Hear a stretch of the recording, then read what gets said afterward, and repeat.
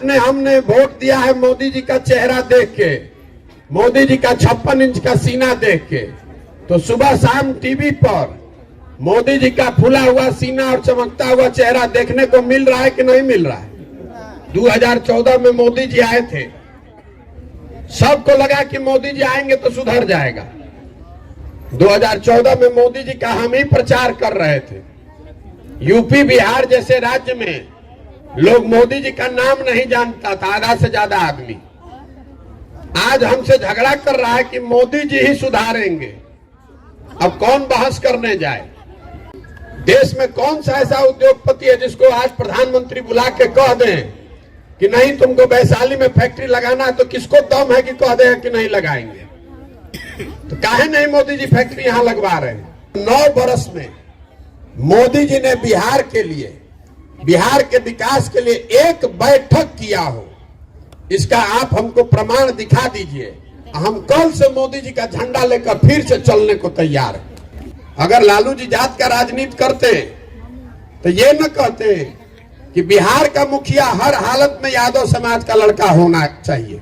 नेता अपने बेटा की चिंता कर रहा है तो हम आपसे हाथ जोड़कर कह रहे हैं कि आप भी अपने बेटा का चिंता कीजिए। वोट देते समय स्वार्थी बनिए। नमस्कार। आप सबसे पहले तो आपने अपने दिनचर्या से समय निकालकर इतनी देर शाम को यहां आए हैं, इसके लिए आपका तहे दिल से शुक्रिया अदा कर रहे हैं, आपका आभार व्यक्त कर रहे हैं। मेरा नाम है प्रशांत किशोर और हम नेता नहीं हैं, जन सुराज कोई दल नहीं है।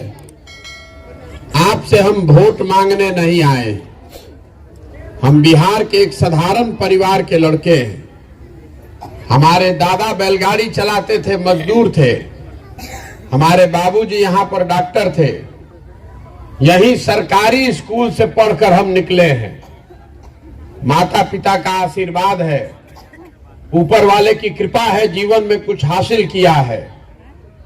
लेकिन अब तय किए हैं, 10 बरस काम करने के बाद ये तय किया कि अब अगर भगवान ने मुझे कुछ शक्ति बुद्धि दी है तो जिस मिट्टी में जन्मे, जिस बिहार में हमारा जन्म हुआ, जहां हम लोग पले बढ़े, यहां और यहां लोगों की जिंदगी, उसको सुधारने के लिए कोई प्रयास करे। इसीलिए जीवन का सब कुछ छोड़ के ये पदयात्रा शुरू की है। पैदल क्यों चल रहे हैं? ये संकल्प लिया है कि पूरे बिहार में गांव, शहर, कस्बा, देहात, हर जगह पैदल चल के जाएंगे। हम पैदल क्यों चल रहे हैं? हमारे पैदल चलने से आपका कोई फायदा नहीं है। हमारे पैदल चलने से आपकी गरीबी दूर नहीं होगी। हमारे पैदल चलने से आपकी बेरोजगारी नहीं खत्म होगी, आपके बच्चों को पढ़ाई की सुविधा नहीं मिलेगी। हमारे पैदल चलने से आपका नाली गली नहीं बनेगा, आपको अनाज नहीं मिलेगा, आपका पेंशन नहीं मिलेगा। तो हम पैदल क्यों चल रहे हैं? पैदल इसलिए चल रहे हैं कि जिस राज्य, जिस समाज के लोगों की जिंदगी को सुधारना चाहते हैं, कम से कम एक बार जाकर अपनी आंख से देखें कि आप और आपके बच्चे किस दशा में जी रहे। हमने कहानियों में सुना है, पुराने जमाने में जो राजा होते थे वो रात में भेष बदलकर निकलते थे, ये जानने के लिए कि प्रजा को क्या तकलीफ है। लेकिन आज आप और हम जिसको वोट देकर राजा बना रहे हैं, रात का बात तो छोड़ दीजिए, वो दिन में भी आपका सुध लेने नहीं आ रहा है। अगर कोई गलती से आ भी गया, अगर कोई गलती से आ भी गया तो बड़े नेता का तो बात छोड़ दीजिए, छोटा नेता भी जो आता है तो इतना सिपाही लेकर घूमता है, इतना पुलिस लेकर घूमता है कि जनता से उसको भेंटे नहीं है। सबको जान का खतरा है, कहता है ऐसा।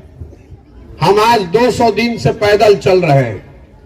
आप यहां रात के 10 बजे यहां आकर बैठे हैं। इतनी बड़ी व्यवस्था है लेकिन इसमें एक भी सिपाही नहीं है।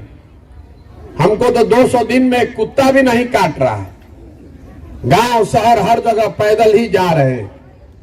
गांव के जो जगह होते हैं वहीं पर रुकते हैं। हमको कहां कोई मार रहा है? कोई नहीं मार रहा है। नेता सिपाही लेकर ज्यादातर इसलिए चलते हैं कि कहीं आप उससे ये पूछ न दें कि भैया जो तुमने काम कहा था वो काम तुमने किया नहीं। तो ये दुर्दशा है हम लोगों की। लेकिन मैंने आपको कहा कि ये राजनीतिक दल नहीं है, ये वोट मांगने का अभियान नहीं है। इसलिए हम लोग किसी नेता के खिलाफ कुछ गाली गलौज नहीं करते। आप अपना ज्यादातर समय इसमें बिताते हैं कि किस नेता ने क्या खराब किया। अगर आपके समर्थन वाली सरकार है तो आपको लगता है कि आपकी सरकार ठीक काम कर रही है, विरोधी काम अच्छा नहीं कर रहा है। जो नेता आता है वो यही कहता है कि हम अच्छे हैं, हमने अच्छा काम किया है, हमारे विरोधी ने अच्छा काम नहीं किया, हमको वोट दीजिए, हम आपका काम कर देंगे। तो मैं बिल्कुल उलट बात कह रहा हूं। हम कह रहे हैं कि बिहार में जितने लोग नेता हैं, जिसको भी आपने वोट दिया, जिसकी सरकार बनाई, जिसने जो काम किया या करने का दावा कर रहा है, सबको सही मान लीजिए। ये बहस मत कीजिए कि उसने काम किया कि नहीं। सबके बात को सही मान लीजिए। ये मान लीजिए कि 40 वर्ष तक कांग्रेस ने बिहार में बहुत काम कर दिया। ये भी मान लीजिए कि लालू जी के 15 साल के राज में बिहार में सामाजिक तौर पर पिछड़े हुए लोगों को आवाज मिल गई, सामाजिक न्याय हो गया। ये मान लीजिए कि नीतीश जी और भाजपा के सरकार में सुशासन आ गया। लेकिन अगर सबके बात को सही मान भी लीजिएगा तो भी आज बिहार देश का सबसे गरीब, सबसे पिछड़ा, सबसे ज्यादा भूखमरी, अशिक्षा और बेरोजगारी वाला राज्य है। इससे तो कोई इनकार नहीं कर सकता।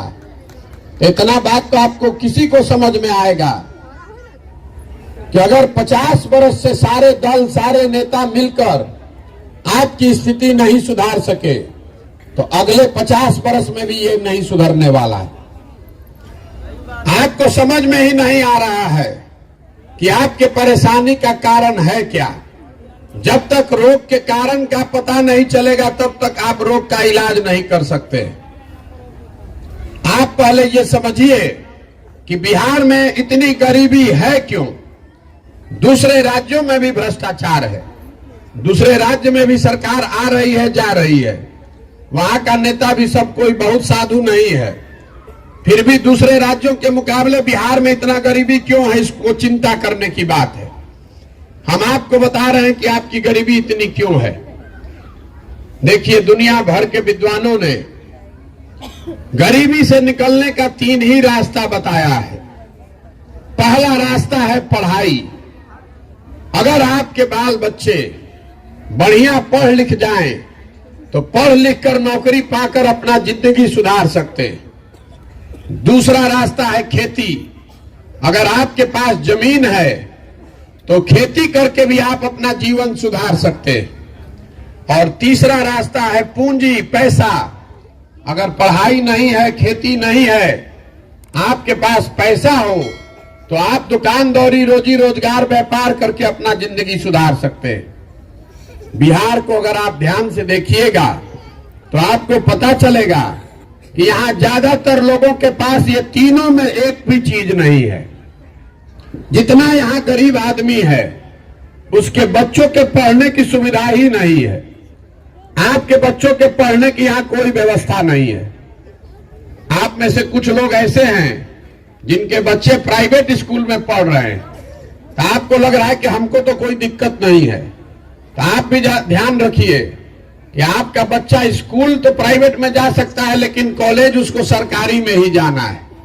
तो कॉलेज में भी यहां पढ़ाई नहीं हो रहा है। कॉलेज में भी खाली डिग्री बंट रहा है, स्कूल में खिचड़ी बंट रहा है और कॉलेज से डिग्री बंट रहा है। पढ़ाई दोनों में कहीं नहीं हो रहा है। तो जब आपका बच्चा पढ़ेगा ही नहीं तो मजदूर नहीं बनेगा तो डॉक्टर, इंजीनियर, कलेक्टर बनेगा।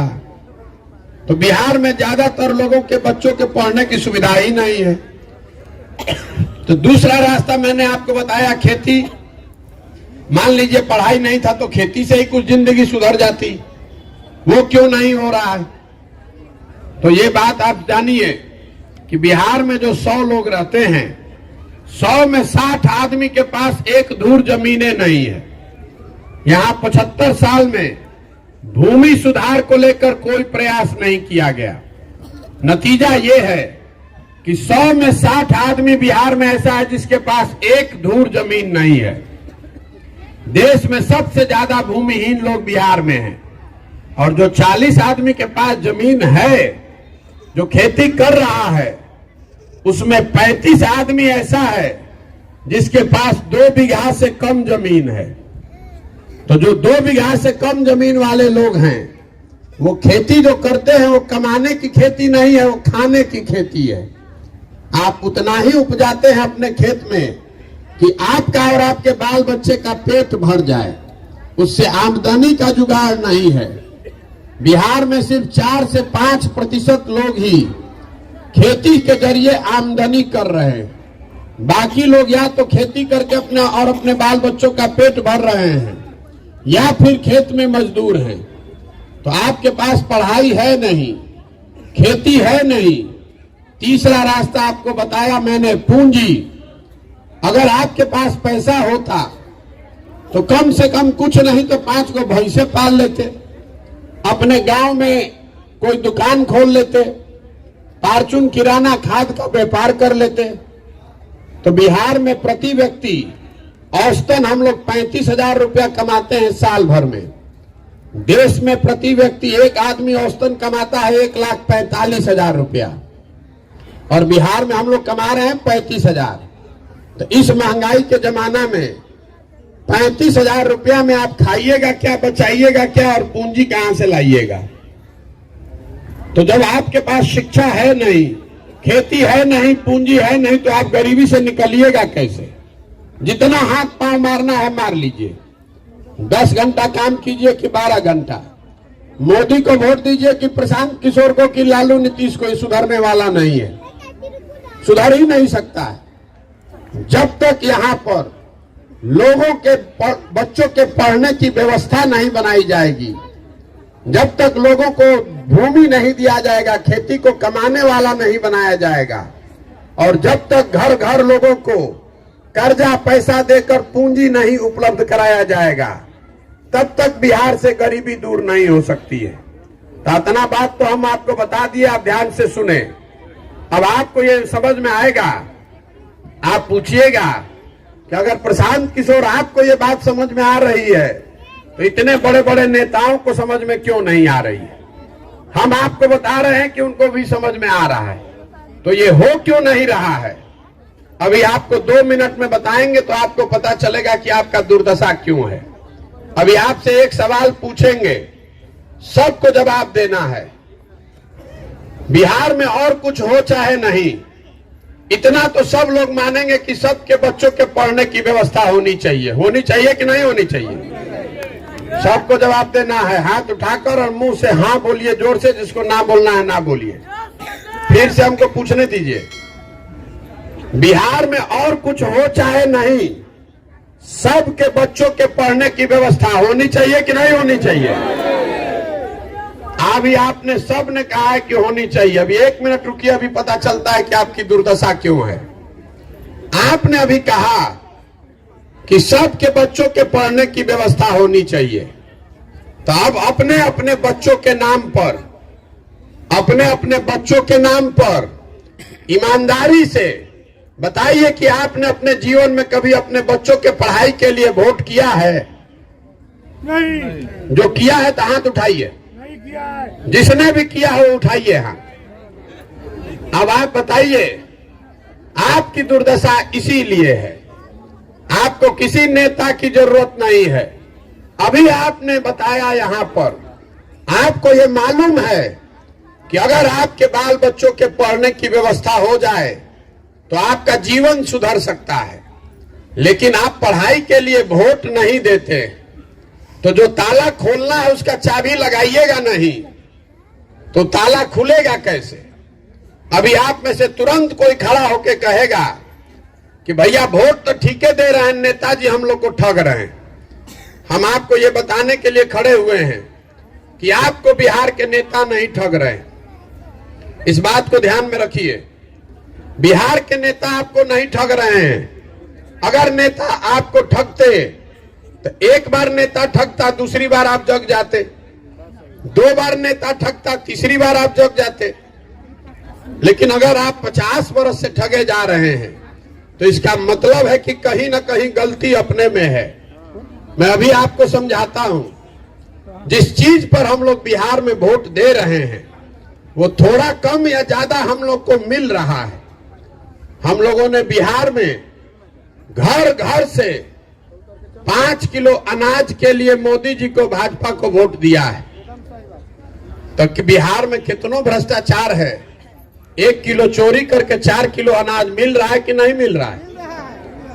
आपने, हमने वोट दिया है अयोध्या में राम मंदिर बनाने के लिए, तो बिहार में सड़क, नाली, गली, स्कूल, फैक्ट्री बने चाहे नहीं, अयोध्या में राम मंदिर बन रहा है कि नहीं बन रहा है। आपने, हमने वोट दिया है जाति के नाम पर, तो बिहार में और किसी बात की चर्चा हो चाहे नहीं, घर घर जाति की चर्चा और घर घर जाति की गिनती हो रही है कि नहीं हो रही। आपने, हमने वोट दिया है बिजली आने के नाम पर, तो बिहार में बिल चाहे 6,000 आए कि 8,000, घर घर बिजली आई है कि नहीं आई है। आपने, हमने वोट दिया है मोदी जी का चेहरा देख के, मोदी जी का 56 इंच का सीना देख के, तो सुबह शाम टीवी पर मोदी जी का फूला हुआ सीना और चमकता हुआ चेहरा देखने को मिल रहा है कि नहीं मिल रहा है। आपने, हमने वोट दिया है गुजरात में विकास का कहानी सुन के, तो गुजरात में फैक्ट्री चल रही है, गुजरात में विकास हो रहा है और आपके बच्चे जाकर गुजरात में मजदूरी कर रहे हैं कि नहीं कर रहे हैं। तो किस बात पर आपने वोट दिया है जो आपको नहीं मिल रहा है, हमको बता दीजिए। जब आपने अपने बच्चों के पढ़ाई के लिए, रोजगार के लिए वोटे नहीं दिया है तो आपको मिलेगा कैसे। यही बताने के लिए पैदल चल रहे हैं, यही समझाना चाहते हैं कि अगर आप अपने और अपने बच्चों की चिंता नहीं कीजिएगा तो इस धरती पर कोई आदमी, कोई नेता, कोई दल, कोई विचारधारा आपके बच्चों की चिंता नहीं करेगा। क्यों करेगा भाई? जब आपको अपने बच्चों की चिंता ही नहीं है तो नेता आपके बच्चों की चिंता क्यों करेगा। हम पैदल चल रहे हैं, 150 लड़का आगे दौड़ता है, तो ज्यादातर बच्चों के शरीर पर शुद्ध कपड़ा नहीं है। आपके छोटे छोटे बच्चों के पैर में हवाई चप्पल नहीं है। आपका बच्चा स्कूल जाता है तो पिलुआ वाला खिचड़ी खाकर घरे आ रहा है। आपका बच्चा पढ़ लिख कर घर में बेरोजगार है, चाहे गुजरात, तमिलनाडु में जाकर मजदूरी कर रहा है, लेकिन आपको उसका चिंता नहीं है। आपको चिंता है राम मंदिर का, आपको चिंता है भारत पाकिस्तान पुलवामा का, आपको चिंता है जात का। तो ये सुधरेगा कैसे रे भाई? ये नहीं सुधर सकता। हमको आप कह रहे हैं कि प्रशांत किशोर चले हैं, बहुत होशियार आदमी है, सुधार देंगे। हम आपको बता रहे हैं, जो आदमी आता है वो यही कहता है कि हमको वोट दीजिए, हम सुधार देंगे। मैं आपको कह रहा हूं कि एक प्रशांत किशोर को छोड़िए, अगर 10 प्रशांत किशोर आ जाए तब भी बिहार नहीं सुधर सकता है। जब तक आप नहीं सुधरिएगा, जब तक आप अपने बच्चों के लिए नहीं खड़ा होइएगा, तब तक कोई नहीं बिहार को सुधार सकता। लिख कर रखिए इस बात। यही बताने के लिए चल रहे हैं। अपना जीवन का सब कुछ छोड़ के 200 दिन से जाड़ा, गर्मी, बरसात पैदल इसलिए चल रहे हैं कि जाकर गांव गांव आपको हाथ जोड़ रहे हैं। आपसे वोट नहीं मांग रहे हैं, आपसे चंदा नहीं मांग रहे हैं, आपको हाथ जोड़कर इतना ही कह रहे हैं कि भैया अपने लिए नहीं तो कम से कम अपने बच्चों के लिए जगिए, अपने वोट की कीमत को समझिए। आपके वोट का कीमत 5 किलो अनाज नहीं है, आपके वोट का कीमत जाति नहीं है, आपके वोट का कीमत राम मंदिर नहीं है, आपके वोट का कीमत नाली गली नहीं है, आपके वोट का कीमत है आपके बच्चों का भविष्य। अगर वोट नहीं ठीक दीजिएगा तो जीवन में लिख कर रखिए जिस गरीबी बदहाली में आप और हम जी रहे हैं, इसी गरीबी बदहाली में आने वाले पीढ़ी और बच्चों की भी जिंदगी बीतेगी। कोई नहीं बिहार को सुधार पाएगा। नहीं तो जगिए, यही बताने के लिए घूम रहे हैं। बहुत आदमी को लग रहा है कि भैया एगो तो नेता होना चाहिए। तो 2014 में मोदी जी आए थे, सबको लगा कि मोदी जी आएंगे तो सुधर जाएगा। 2014 में मोदी जी का हम ही प्रचार कर रहे थे। यूपी बिहार जैसे राज्य में लोग मोदी जी का नाम नहीं जानता था, आधा से ज्यादा आदमी। आज हमसे झगड़ा कर रहा है कि मोदी जी ही सुधारेंगे।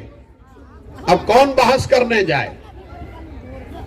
हम बहस नहीं करना चाहते, लेकिन आपको एक खुली चुनौती दे रहे हैं। जितने यहाँ भाजपाई लोग हैं, जितने भाजपा के समर्थक वोटर हैं, हम लोग भी हैं, सबने वोट दिया है। मोदी जी 9 बरस से प्रधानमंत्री हैं। मोदी जी ने बिहार के लिए कुछ किया कि नहीं, ये बात छोड़ दीजिए।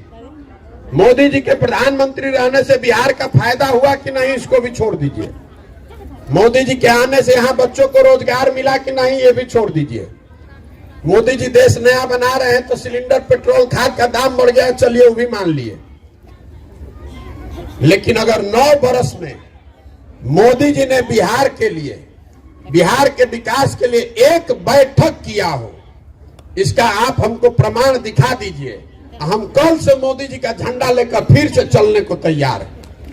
वो आदमी 9 बरस में एक बैठक तक नहीं किए।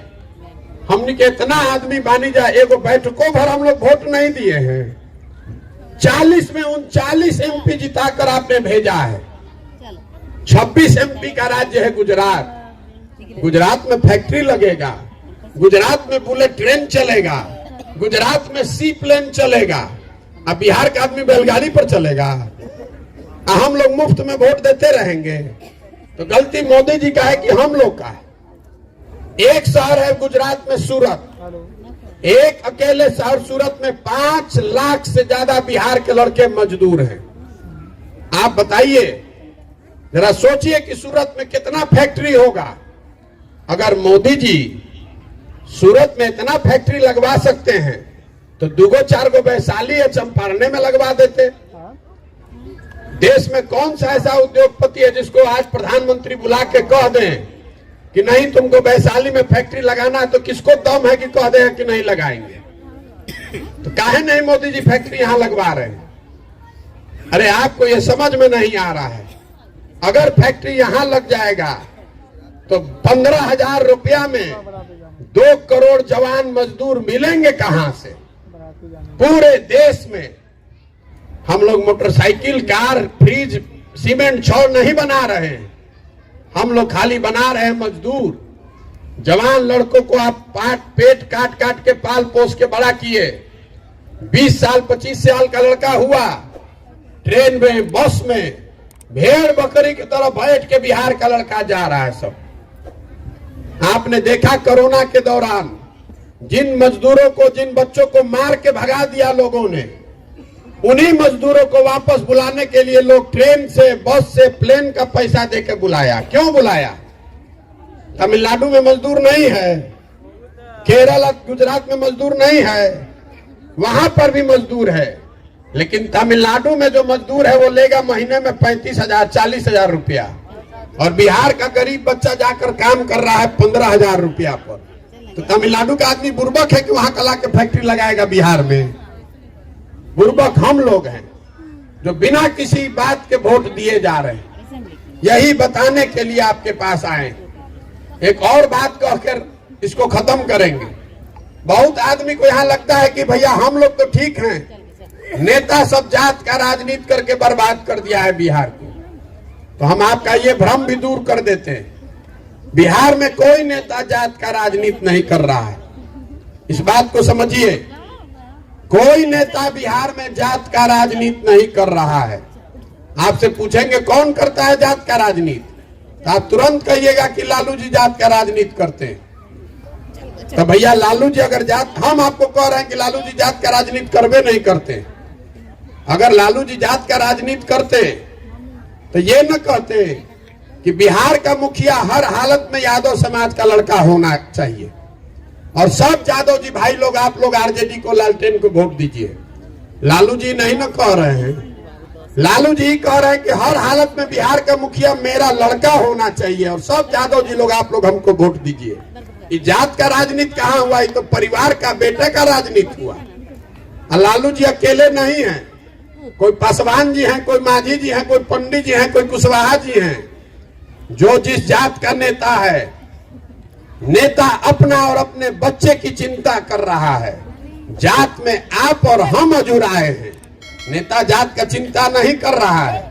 अगर नेता जात का चिंता करता तो कम से कम जिन जातियों के लोग मुख्यमंत्री बने, उन जातियों का तो कल्याण हो गया रहता।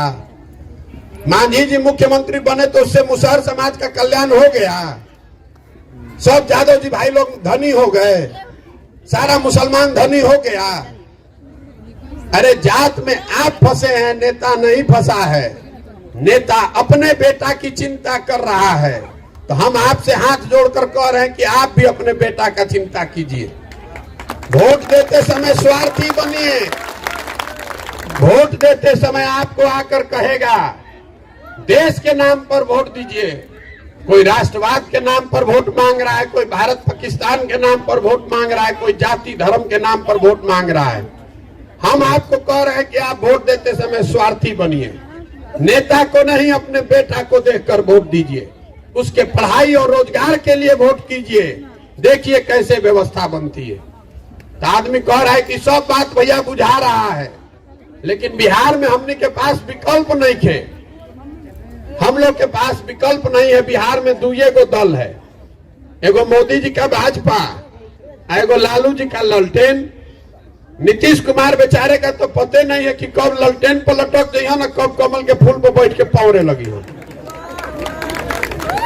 तो किसको वोट दिया जाए? आप कह रहे हैं कि आपको विकल्प नहीं है, तो जन सुराज वही विकल्प है। आपको बताया जा रहा है कि आप विकल्प बनाइए। आप विकल्प आपने क्यों नहीं बनाया है? आप कहते हैं कि आपके पास संसाधन नहीं है, आपके पास व्यवस्था नहीं है, आपकी चिंता है कि आप चुनाव कैसे जीतिएगा। तो जन सुराज में हम आपको बता रहे हैं कि आप व्यवस्था का चिंता मत कीजिए, संसाधन का चिंता मत कीजिए, चुनाव जीतने का चिंता मत कीजिए। ये सारी चिंता अपने भाई, अपने बेटे प्रशांत किशोर पर छोड़िए, लेकिन अपने बच्चों के भविष्य के लिए खड़ा होइए। कम से कम अपने बच्चों के लिए खड़ा तो होइए। हम आपको देते हैं व्यवस्था, हम लगाएंगे संसाधन, हम आपका चुनाव लड़ाएंगे। आप खड़ा होइएगा तब न विकल्प बनेगा। हर आदमी यही सोच रहा है कि कोई आके सुधार दी। अरे भैया, बिहार को सुधारना है तो आपको, हमको, सबको खड़ा होना पड़ेगा। बिहार को सुधारने के लिए केरल से आदमी नहीं आएगा। आप खड़े होइए, अपने बच्चों के लिए खड़े होइए। संकल्प लीजिए कि अपने बच्चों के पढ़ाई और रोजगार के लिए वोट देंगे, अपने आप बिहार सुधरेगा। ये जो पूरा जो ये अभियान है, इसमें गांव, शहर, कस्बा, देहात से हम जैसे दही को मथ के आप मक्खन निकालते हैं, वही हम समाज से ऐसे लोगों को ढूंढ कर निकालने चले हैं जिस आदमी में ये जज्बा है कि नहीं भैया आप मदद कीजिए, हम लोग इसको बनाएंगे। ये कार्यकर्ता बनाने का अभियान नहीं है, ये अपने पीछे चलने वालों को ढूंढने का अभियान नहीं है। हम ऐसे लोगों को ढूंढ रहे हैं जो हमारे साथ, हमारे बराबरी में चले और मिलकर ये व्यवस्था बनाए, और ताकि बिहार के लोग मिलकर एक नया विकल्प तैयार करें, जनता का विकल्प। इसका नाम क्या है? जन सुराज। सुराज मतलब सुंदर राज। किसका सुंदर राज? आपने तो कांग्रेस का राज बना के देखा, लालू नीतीश का राज देखा, मोदी का राज भी देखिए रहे हैं। आपका कल्याण नहीं हुआ। अगर आप प्रशांत किशोर का राज बनाइएगा तो भी कोई फायदा नहीं होगा, हम भी आपको ठगेंगे। इसलिए एक बार जनता का राज बनाइए, अपना राज बनाइए, इसलिए ये अभियान चला रहे हैं। जगिए, अपने बच्चों के लिए जगकर ये व्यवस्था बनाइए। तो ये बोलिए, आपकी प्रयास होना चाहिए कि नहीं होना चाहिए? प्रयास होना चाहिए कि नहीं होना चाहिए? आपके मुंह से आवाजों नहीं निकलेगा, सुधर जाएगा। ये प्रयास होना चाहिए कि नहीं होना चाहिए? तो हम अभी एक नारा लगवाएंगे आपसे, हम एक नारा लगवाएंगे।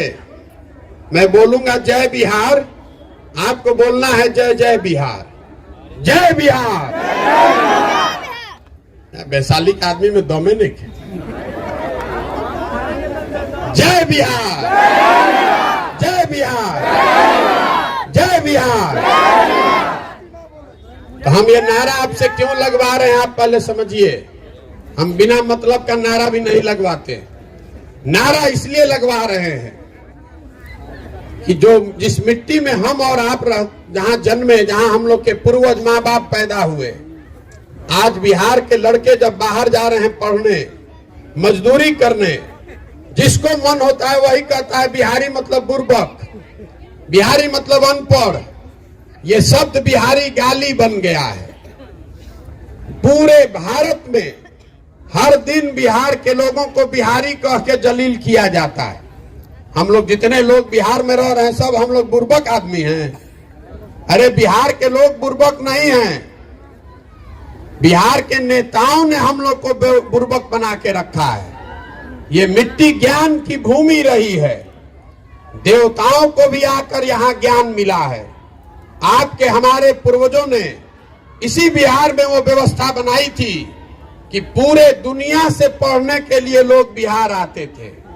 पूरे भारत का शासन यहाँ पाटलिपुत्र से चलता था।